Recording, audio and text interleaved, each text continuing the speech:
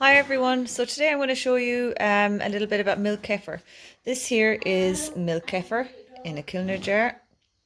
It is a grain that ferments milk, and by fermenting it, it ends up full, absolutely packed full with good bacteria for your gut. It's better than any sort of probiotic you can get over the counter. That's what it looks like inside. It's almost like kind of cauliflower grains. You'll see when I pour it out. And what you do is you feed it with some milk. Any sort of dairy milk will do, but organic or raw is going to be the best, obviously, because you're going to get the best nutrients in it. And basically what it does is the kefir grains feed off the lactose in the milk, and ferment the milk, and it eats up in all the bacteria, all the bad bacteria, and you're just left with a really potent probiotic that's really, really, really good for your gut. Even some people who are lactose intolerant can tolerate it. So I'm just going to go ahead and show you how I strain it, right? So I've just got a glass jar or a glass bowl. I've got a plastic sieve, not a metal sieve, because the grains don't like metal. And we've got a wooden spoon or a plastic spoon if you have that as well. So try to keep the keep metal away from touching off the grains. They don't like it and it can kill them. But I've never tried out that theory. So I'm just going to go ahead. Oops, let me just fix this here. I'm just going to pour them out. There we go. Doesn't matter if there's a little bit left, we'll be popping everything back in again. And then you just get your wooden spoon or your plastic spoon, and you just gently mix it around until you've strained all of the milky, which is actually now yogurt. It's a kefir yogurt, really. Fermented milk, but it's more of a yogurt, really. So we're just going to keep doing that. Okay, so I just left down the phone there just so that I could use two hands to strain it out. So you see here what you're left with is the grains. Do you see them? They're almost kind of like cauliflower looking, but they're really squishy. But you don't go touching them because you don't want to go introducing any more bacteria into it. So you strain them off. They're going to go right back in here again, back into the jar. Let's pour it out this way. Back into the jar again. Make sure I don't drop them all out. Doing this one-handed. See?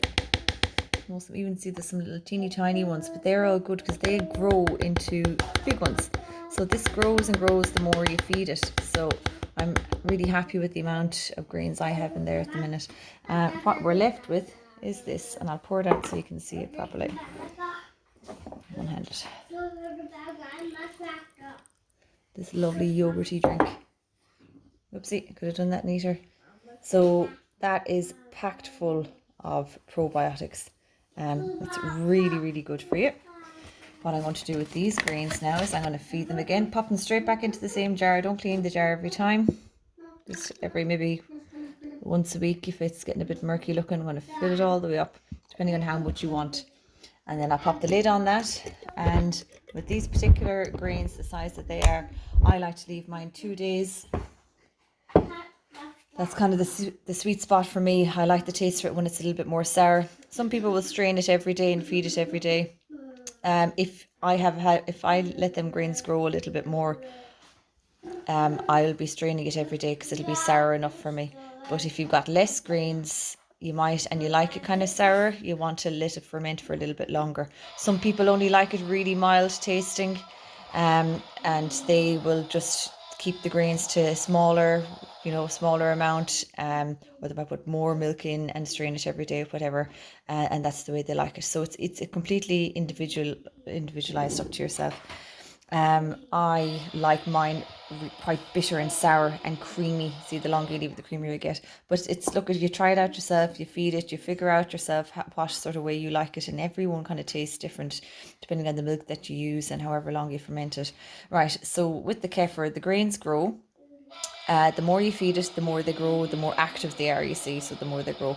If there's an awful lot in this and my milk is fermenting too quickly, like even after a day, I find that it's maybe a little bit too sour, I'll take out some of the grains, usually share them with people. or else put them in the freezer so they're there in case you end up killing this, which has happened to me before, and then you can take the grains out and reactivate them by putting them in, feeding it milk for a while and straining it out and getting it going.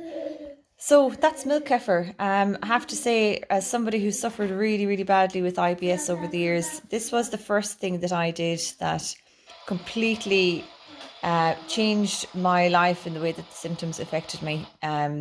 It was absolutely amazing. Initially, within the first glass that I took, I felt like my entire stomach and digestion was just calmed down, and I would drink it a glass every day. And I was doing it for years, and then I ended up killing my kefir grains. And only recently, in the last number of months, have I managed to get myself some more grains and get back doing it again. And you'll notice it within a few days how good your stomach and your digestion feels once you're taking it. And yeah, a glass a day is grand. I usually take mine after dinner. It's just the time of day, kind of like a dessert sort of thing. I kind of look forward to it. So that's when I take mine. That's what kefir is. It's really, really good, especially